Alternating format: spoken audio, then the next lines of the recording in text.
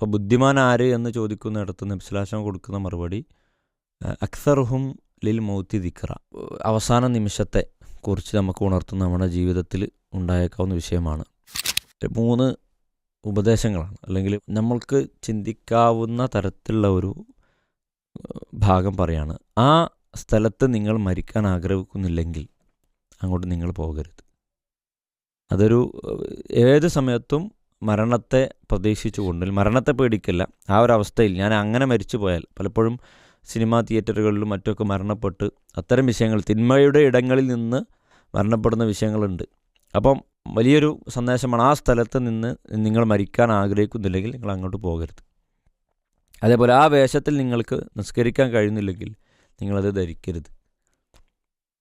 അപ്പം നല്ല വസ്ത്രം ധരിക്കണം. അപ്പോൾ നിസ്കരിക്കാൻ ഏറ്റവും നല്ല വസ്ത്രം ഉണ്ട്. അതേപോലെ തന്നെ നിങ്ങൾ എപ്പോഴും നല്ല വസ്ത്രം ധരിക്കണം എന്നുള്ളൊരു സന്ദേശം. അതേപോലെ ആ വാക്ക് നിങ്ങളുടെ അവസാന വാക്കാകാൻ നിങ്ങൾ ആഗ്രഹിക്കുന്നില്ലെങ്കിൽ നിങ്ങളത് പറയരുത്.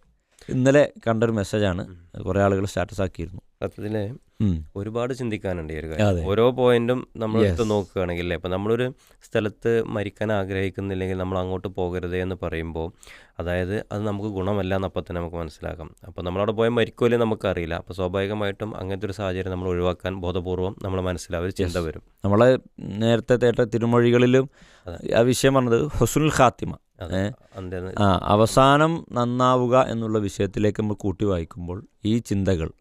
അപ്പോൾ ഒരു വ്യക്തി സ്വാഭാവികമായിട്ടും തിന്മയിൽ നിന്ന് പതിയെ ബാക്കിലേക്ക് പോരും. കാരണം ഒരു തിന്മയുടെ സ്ഥലത്തിലേക്ക്, അല്ലെങ്കിൽ എന്താ പറയുക, ഇപ്പോൾ നേരത്തെ നിങ്ങൾ സൂചിപ്പിച്ച പോലെ തന്നെ സിനിമാ തിയേറ്ററുകളിൽ, അല്ലെങ്കിൽ സർക്കസ് കൂടാരങ്ങൾ, അല്ലെങ്കിൽ അങ്ങനത്തെ തിന്മയുടേതായ മാത്രം ഇടങ്ങളുണ്ട് അല്ലേ. അവിടെ ബോധപൂർവം ഒരാൾ പോകില്ല. ഈ ഒരു ചിന്ത മനസ്സിലുണ്ടായാൽ, ഞാൻ അങ്ങോട്ട് പോയാൽ എൻ്റെ അവസാനം അവിടെയാണെങ്കിൽ ഞാൻ നഷ്ടക്കാരിൽപ്പെട്ട് പോകും, അല്ലെങ്കിൽ ഞാൻ ആ ഒരു തിന്മയിൽപ്പെട്ട് മരണപ്പെട്ടാൽ എൻ്റെ പരലോകം എനിക്ക് നഷ്ടമാകും എന്ന ഒരു ചിന്ത വരുന്നതോടുകൂടി അയാൾ ആ തിന്മയിൽ നിന്ന് പുറകിലേക്ക് തിരിഞ്ഞു പോരും. വസ്ത്രത്തിൻ്റെ വിഷയം നോക്കുമ്പോൾ അങ്ങനെ തന്നെയാണ്. നിസ്കരിക്കാൻ നമ്മൾ നല്ല വസ്ത്രം ധരിക്കണം എന്നുള്ളതാണല്ലോ. ഒന്നുമില്ലാത്ത നജസും കാര്യങ്ങളൊന്നും ഇല്ലാത്ത, പ്രത്യേകിച്ചു സ്ത്രീകൾ ഈ വസ്ത്രം ധരിക്കുന്ന കൂട്ടത്തിൽ പിന്നെ ആണുങ്ങളെ വേഷം ധരിക്കുന്ന, നേരത്തെ നമ്മൾ സ്ത്രീ സുരക്ഷൻ്റെ വിഷയം പറഞ്ഞിരുന്നു, ആണുങ്ങളെ വേഷം ധരിക്കുന്ന സ്ത്രീകളുണ്ട്.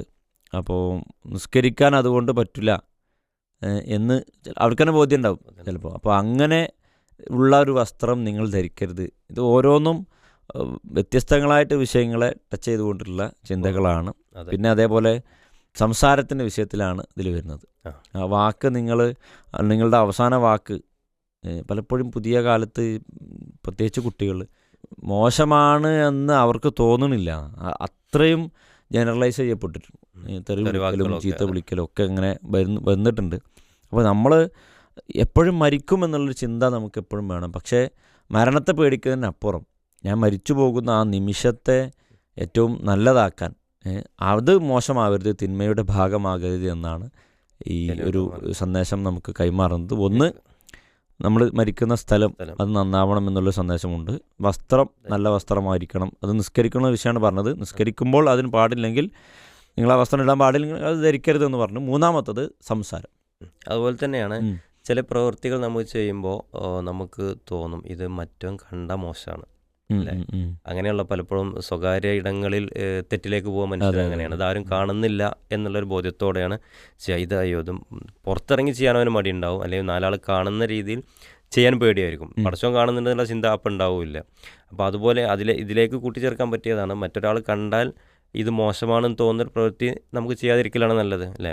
നമുക്കത് അനുവദിക്കപ്പെട്ട രീതിയിലുള്ളത് മാത്രമേ നമുക്ക് ചെയ്യാം. മറ്റൊരാളുടെ മുന്നിൽ ഞാനിത് ചെയ്തപ്പോൾ കള്ളത്തരം ചെയ്യുക, കളവുകൾ ചെയ്യുക, ഇതൊക്കെ ആകുമ്പോൾ മറ്റൊരാളുടെ മുന്നിൽ ചെയ്താൽ മോശമാണെന്നുള്ള ധാരണയിലെത്തും. അപ്പോൾ ഇങ്ങനെയൊക്കെയുള്ള ചിന്തകൾ നമ്മളിലേക്ക് വന്നാൽ നമുക്ക് പലപ്പോഴും തെറ്റുകളിൽ നിന്ന് പുറകോട്ട് പോരാൻ പറ്റുമെന്നുള്ളതാണ്, അല്ലെങ്കിൽ തെറ്റുകളിൽ നിന്ന് പിന്തിരിഞ്ഞ് നന്മയിലേക്ക് ചലിക്കാൻ പറ്റുമെന്ന് മനസ്സിലാക്കാം എന്നുള്ളതാണ്.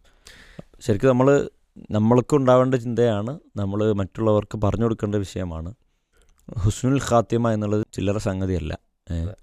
അപ്പം മരണം ഏത് സമയത്തും, ഇപ്പോൾ ബുദ്ധിമാൻ ആര് എന്ന് ചോദിക്കുന്നിടത്ത് നബി സ്വല്ലല്ലാഹു അലൈഹി വസല്ലം കൊടുക്കുന്ന മറുപടി അക്സറുഹും ലിൽ മൗത്തി ദിക്റ, മരണത്തെക്കുറിച്ച് ധാരാളമായി ആലോചിക്കുന്ന ഓർക്കുന്ന ആളുകളും, അഹ്സനുഹും ലിമാ ബഅദഹു ഇസ്തിഅദാദ, അതിന് ശേഷമുള്ള സമയത്തേക്ക് വേണ്ടി നന്നായി പണിയെടുക്കുന്നവർ. അപ്പോൾ ആ മരണത്തിൻ്റെ സമയം പോലും നന്മയിൽ മുഴുകുന്ന ആളുകളാവാൻ കഴിയും. നമ്മളെ വഴിവിളക്കിൽ ഇപ്പോൾ വന്നല്ലോ, അതെ.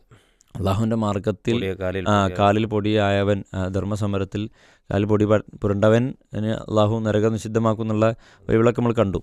അപ്പോൾ ഇതൊക്കെ നമ്മൾ കൂട്ടി വായിക്കുമ്പോൾ നമുക്ക് അള്ളാഹു തന്നിട്ടുള്ള ആയുസ്സിനെ നന്മയിൽ സജീവമാക്കുക എന്ന ചിന്തയാണ് നമുക്കിന്ന് കൈമാറാനുള്ളത്.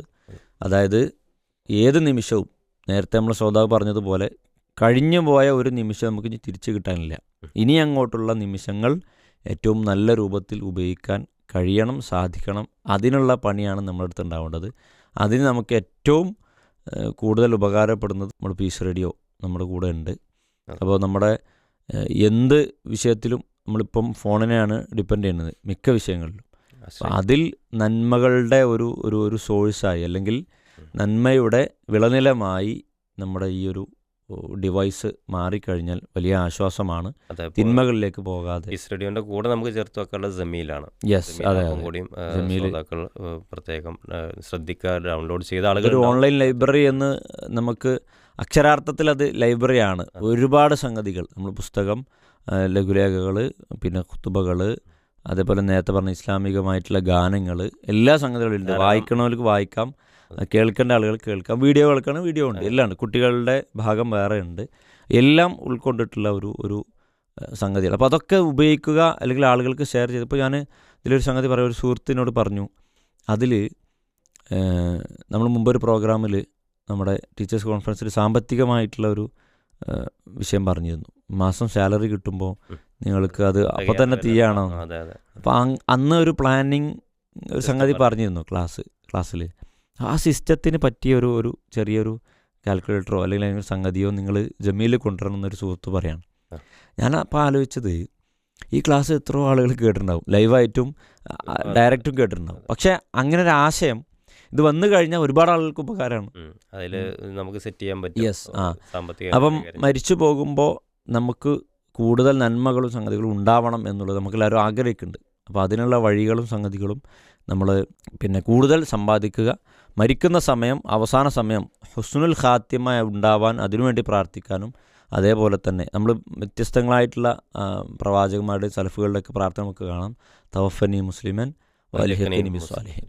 സ്വാലിഹികളെ കൂടെ ചേർക്കാനും, അതേപോലെ മുസ്ലിമായി മരിക്കാനും നമുക്ക് കഴിയുക എന്നുള്ളത് വലിയ പ്രധാനപ്പെട്ട സംഗതി തന്നെയാണ്. അപ്പം നേരത്തെ പറഞ്ഞ ആ വിഷയം, 3 വിഷയങ്ങൾ. ഒന്ന്, നിങ്ങൾ അവിടെ വെച്ച് മരിക്കാൻ ആഗ്രഹിക്കുന്നില്ലെങ്കിൽ നിങ്ങൾ അങ്ങോട്ട് പോകരുത്.